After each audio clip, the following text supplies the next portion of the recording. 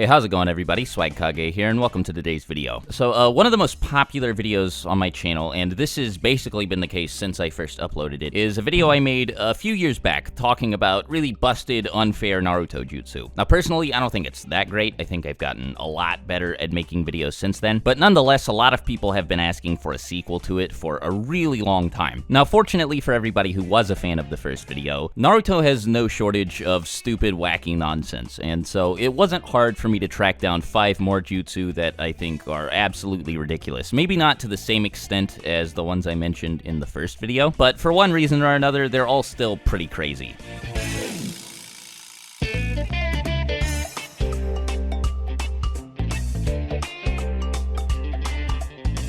So some of you may be a bit surprised that this is on the list. Maybe you associate the jutsu with the 4th Raikage and don't remember the 3rd all that well, but the 3rd Raikage is who we're going to be focusing on here, because this is sort of a Yamato Hashirama situation, though it's not quite as extreme, where we're introduced to a technique through one person, and then we later find out that there's a dead person who is way better at using the technique than the first person was. And now, to be totally fair, it's still a pretty scary jutsu in the hands of the 4th Raikage, but I only think it's worth putting on this list because of what we know the 3rd Raikage could do with it. So to briefly explain how the jutsu works, a user conducts electricity through their body, and this increases their speed, allows them to hit harder, and it creates an aura of lightning release chakra around their body that acts as a shield. A few of you may be wondering why I didn't mention any drawbacks, and that's because, there aren't any. This jutsu boosts your strength, your speed, and your defense, your 3 most important physical attributes, without negatively impacting any of them. And it would be one thing if these boosts were minor, but they're not. They're not at all. As a matter of fact, they're pretty fucking enormous. I know I don't need to tell anybody this, but both the 3rd and the 4th Raikage are really, really fast, and they're also known for hitting extremely hard. According to Darui, nobody before Sasuke had survived the 4th Raikage's Liger Bomb, and he's significantly weaker than the 3rd Raikage. This guy, on the other hand, is able to kill multiple people at the same time with just a jab. Like, look at this. This was the result of him dashing forward and just poking somebody. This is ridiculous. The thing that gets me the most about this jutsu is with it, you're already going to be moving so fast that nobody's going to be able to hit you, and even if they do, your attacks are so strong and so devastating that you're probably going to be able to kill them anyway before they can do any serious damage to you. But for some reason, the 3rd Raikage thought to himself, hey, you know what this jutsu's missing? It's not an indestructible shield yet. And when I say indestructible, I don't mean really hard to penetrate. I mean you are absolutely 100% never breaking through this shield unless you have like 6 paths powers or something. And if you think I'm exaggerating, lightning's natural elemental weakness is wind. And so you'd think that a wind release jutsu, at least a strong enough one, would be able to crack through the shield, right? Well, no. Tamari and a bunch of other wind release users all hurled big ol' wind blast straight at the 3rd Raikage, and he just stood there and it didn't affect him. Then Naruto showed up, and the first thing he did was throw a Rasen Shuriken at this guy, and he dodged it twice. And then Naruto finally manages to line it up so that it smashes into him, and it doesn't do anything anyway. So even if by some miracle you're able to hit him while he's whizzing around the battlefield at lightning speed, it doesn't matter. It's probably not even gonna scratch him. It's not even like it takes a toll on his stamina either, because he was able to fight 10,000 ninja by himself for 3 days straight before finally collapsing and dying. I imagine he didn't have any food or water either. 10,000 angry enemy ninja probably wouldn't let him stop to eat a sandwich or whatever, so it certainly doesn't tire him out. Like I said, it feels like the jutsu has no drawbacks.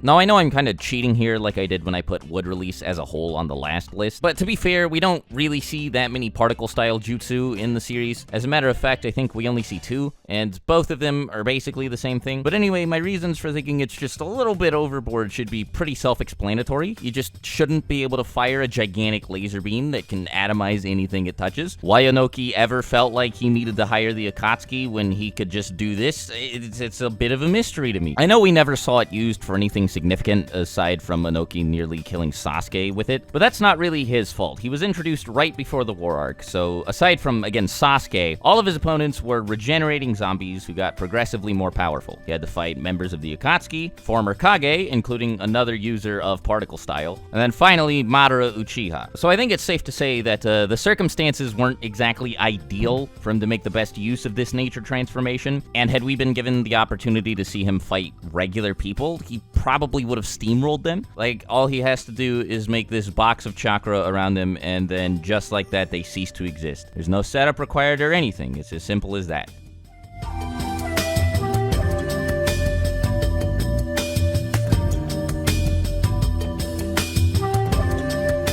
So you could maybe argue that the 8 gates are more fair than the last 2 entries, because to get the most out of them, you have to kill yourself. And even if you're not opening all 8 of them, opening any of them comes with some pretty serious risks. But that said, opening the 8 gates is basically all Guy knows how to do, and he's a fucking badass. Also, even though opening the 8th gate is an act of suicide, well, first of all, if you happen to have anybody who can perform miracles on the fly nearby, like Naruto, for example, then you're fine. But more importantly, the price of death does not make up for the gargantuan power boost you receive. When Guy opened the 8th gate, he was able to do nearly lethal damage to Madara, and Madara had Yin-Yang release, Wood release, and the Rinnegan.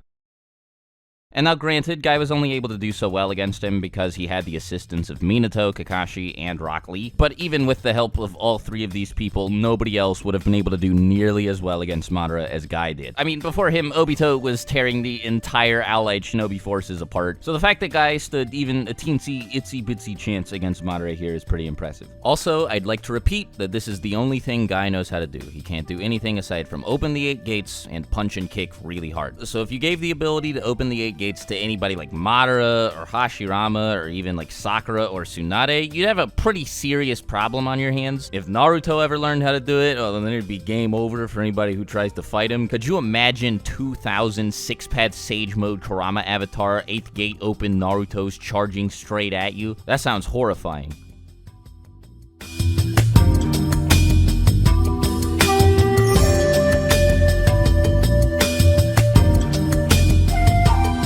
So Sage Mode is like the 8 gates, but without any of the drawbacks. Granted, the buffs provided by it aren't quite as substantial as the ones provided by like opening the 7th and 8th gate, but just look what it did for Kabuto. If you would have told me this guy would go on to become a major antagonist, I would have no reason to believe you. As a matter of fact, I would probably never talk to you again. But somehow he went from this to this. Before mastering Sage Mode, he was so flimsy that Naruto literally shouted at him and sent him flying across a bridge. Then after mastering Sage Mode, he was able to tussle with Sasuke and Itachi at the same time while blind and almost beat them a couple times throughout the fight. As a matter of fact, Sage Mode is so great that Orochimaru created a crappy bootleg version of it, called it the Curse Mark, and it still ended up being one of the most valuable tools in the arsenal of anybody who could use it.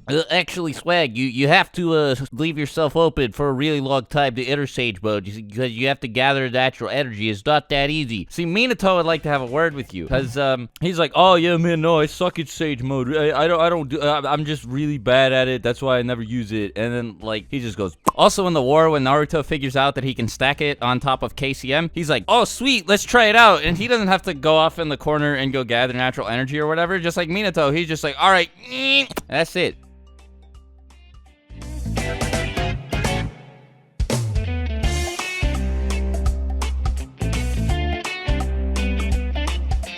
This jutsu might be the dumbest thing in the whole entire series. Maybe it's not as ridiculous as the Sharingan, but then again, the Sharingan doesn't let you clone yourself 2,000 times. And that's my biggest thing with this jutsu. The regular Shadow Clone Jutsu that lets you make about a dozen at most, that's one thing, but the multi-Shadow Clone Jutsu, like, 2,000? Are you serious? Why do you need that many? Why is the number that high? Even setting that aside, there are so many other applications for this jutsu. It can be used to significantly accelerate the process of training, and like, I mean by a lot. Naruto was able to complete multiple years worth of training in the span of a few days, maybe a week at most, because of the way Shadow Clones work. That's dumb, that's not even a little bit fair, that shouldn't be possible, but apparently it is. So I guess Naruto could just like walk into the Hidden Leaf's library, pick up the scrolls for every jutsu there, and within like a year or two, he'd be a master of all of them. He was also able to have his clones gather natural energy for him while he was fighting pain, so he could like constantly refill his Sage Mode meter without really having to do anything. Then of course, there's the fact that he basically fought the 4th war by himself. He fought multiple Kage level opponents who were all spread out across the world at the same time, and he was able to do this all thanks to the Shadow Clone Jutsu. For some reason, his Shadow Clones could also create their own Shadow Clones, which really wasn't necessary necessary. Kishimoto, you didn't have to let him do that. He was already really strong, and he would have been fine without clones that could make their own clones, and those clones could probably also make clones of their own. By the end of the series, one of Naruto's shadow clones could probably wipe out all life on Earth aside from Sasuke by itself. And even if that's not the case, he'd still have 1,999 of them sitting on the sidelines.